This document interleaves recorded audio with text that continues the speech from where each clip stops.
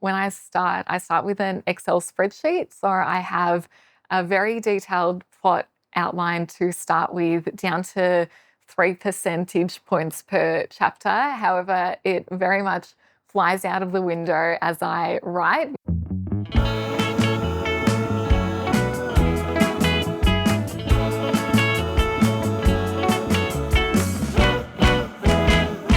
I'm SK Stapar. I'm a self-published romantasy author, and my book Midnight Gate is out now. Midnight Gate is a Slavic-inspired romantasy book, and it has some of my favourite tropes in it. So it has enemies to lovers, slow burn romance, political intrigue, secret identities, and my new favourite micro trope, he crawls to her. So yeah, so the inspiration behind Midnight Gate is I'm Serbian born in Croatia, so I've always loved Slavic tales and fairy tales, and I wanted to write a book that incorporated some of those things that I've loved from a little kid, and now as an adult, I still absolutely love reading fantasy and romantasy. So Midnight Gate started off as a very strict sort of Slavic retelling, or was trying to be a retelling of some Slavic fairy tales, but the research was pretty intense and I just wanted to have some fun with it. So it has certain elements from Slavic mythology, like some of the creatures, but it's very much an original romantasy story. I think the audience of Midnight Gate is very broad in that a lot of people today are falling in love with the romantasy genre. So I think particularly women, adult women. However, I think anyone can find joy in escaping to a fantasy world, falling in love with the characters as much as they fall in love with each other, and just being in a place where I think where wilderness is very prominent. That's something I always really like escaping to, and what I love about fantasy novels is not only that it's a magical world, but it's a world where it's not urban, it's very much in nature and in settings of forests and things like that. So I think people who love a bit of escapism will love jumping into Midnight Gate and romantasy books. This is my first book. So it's been a very fun experience writing it. There's been a lot of learning along the way, but I feel like it's been super cathartic in releasing a lot of pent-up creative energy, which hadn't had a medium in which to come out of before. So it's been an absolute pleasure to write. Still had its challenges, especially being the first book I wrote, but yes, it was definitely super fun. I'm a part-time writer, so I work in my day job 4 days a week, and then 3 full days a week, plus every other weeknight, I am writing.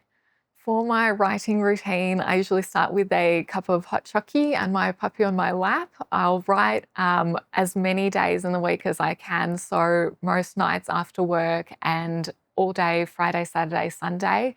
When I start with an Excel spreadsheet. So I have a very detailed plot outline to start with, down to 3 percentage points per chapter. However, it very much flies out of the window as I write, because as you write, the imagination just spins, and that's when I have a lot of fun with it. But to start with, I love to be able to see the structure and see the bigger picture. And then as I write, I'm pretty comfortable and flexible with diverting from that and seeing where it takes me. Who was your favourite teacher at school?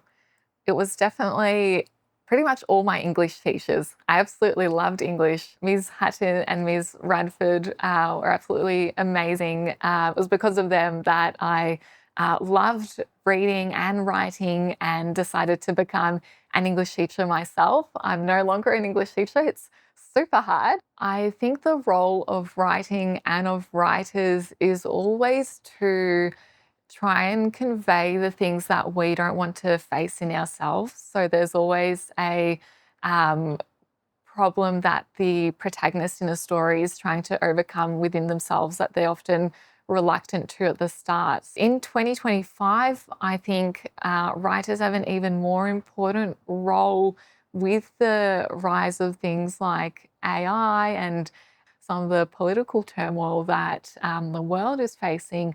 Writers not only are able to bring out to help people face through fiction some of the real world problems that are happening and potentially offer pathways on how to deal with things both emotionally and practically in their world, but also to bring joy and creativity in a time where we might feel like we can't bring that out in ourselves. I love reading fantasy and romantasy. I love to escape the real world and to go I love magic. I've always loved magic and I want to feel like magic is real basically. And I love spending time in worlds that are filled with magic. I love reading Ali Hazelwood. She's only brought out at the moment, at the time of recording, one paranormal romantasy book,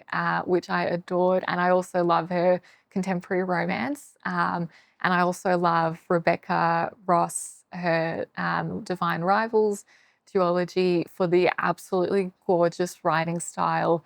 I also, of course, love the books which I'm not sure if we can call them classics yet, but I think they're classics to me. Fourth Wing, A Court of Thorns and Roses, those, yeah, big favourite romantasy books. I think the author that started me on my writing journey was Philip Pullman, his series, his Dark Materials. I absolutely love the complexity in the plot as well as the complexity in the sort of deeper storylines that were explored in what is a children's book. And I wanted to try and create my own world and create a version of that. I love it when what we learn at the start of the story that might not be important details, but later come to fruition and are all tied in at the end. So, yeah, I think Philip Pullman is the author that kickstarted my joy in writing. But I've always had a love for reading since the moments I can remember reading for the first time. Next for me is to continue the Cursed of Veligrad series, of which Midnight Gate is the first book. And I would love to start some more series that are set in a different world to Veligrad, which is where this current, where Midnight Gate is set in. So I am looking to continue writing long series of romantasy books, which is the world that I absolutely love spending time in. Thank you very much, Katie. Really appreciate it.